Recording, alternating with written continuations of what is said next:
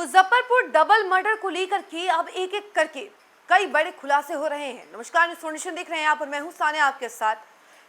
बिहार के मुजफ्फरपुर में double murder हो गया। एक बैंक कर्मी और उसकी पत्नी की, रिटायर्ड बैंक कर्मी और उसकी पत्नी की हत्या कर दी गई अपराधियों के द्वारा।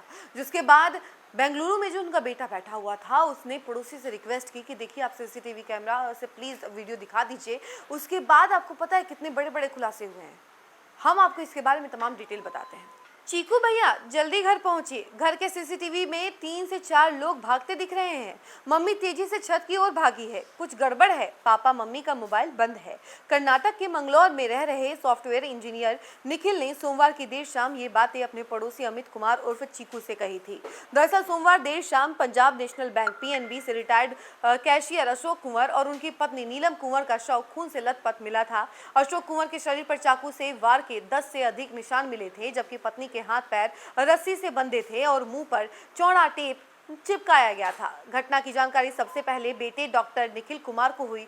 उन्होंने मोबाइल से जुड़े घर में लगी सीसीटीवी कैमरे से 2 संदिग्ध लोगों की गतिविधियां देखी थी। बुजुर्ग दंपत्ति की हत्या कैसे की गई, किसने की और क्यों की, घटना को लेकर बुजुर्ग दंपत्ति के बेटे ने क्या बताई, तमाम बातें जो हैं हम आपको बता रहे हैं।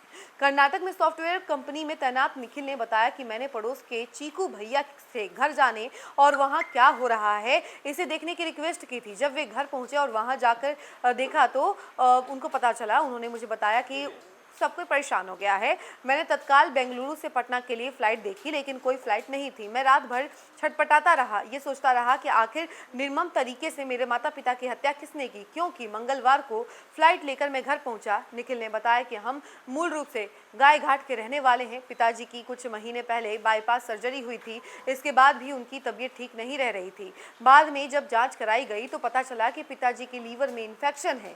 इसके बाद करीब 2 महीने पहले पिताजी के लीवर का ऑपरेशन कराया गया।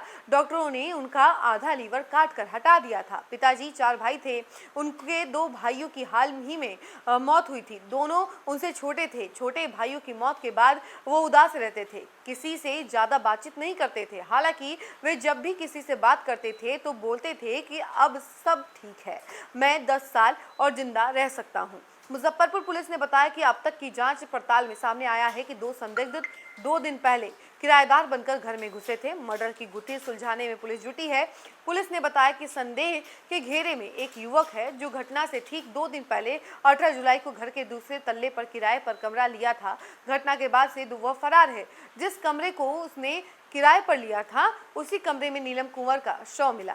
पुलिस उसे प्राइम सस्पेक्ट मानकर उसकी तलाश में जुटी हुई है। मंगलवार को पोस्टमार्टम के बाद दोनों के शव घर लाए गए। उसके बाद अंतिम संस्कार के लिए दोनों शव को उनके पैतृक गांव गाय घाट प्रखंड के केवटासा ले जाया गया। तो देखिए, ये तमाम डिटेल्स जो हैं उस डबल मर्डर की कहानी को लेकर के सामने आ रहे हैं। देखिए, जो उनका बेटा था वो मंगलोर में था और वहाँ से उसने ये बातें कही कि देखिए कोई जो है अंदर जा रहा है, थोड़ा देखिए चीकू भैया। जो पड़ोसी था उसे रिक्वेस्ट किया कि जाकर के देखे कि क्या हो रहा है, और जैसे ही वो पहुँचा तो पता चला कि उनके माता पिता की निर्मम हत्या कर दी है।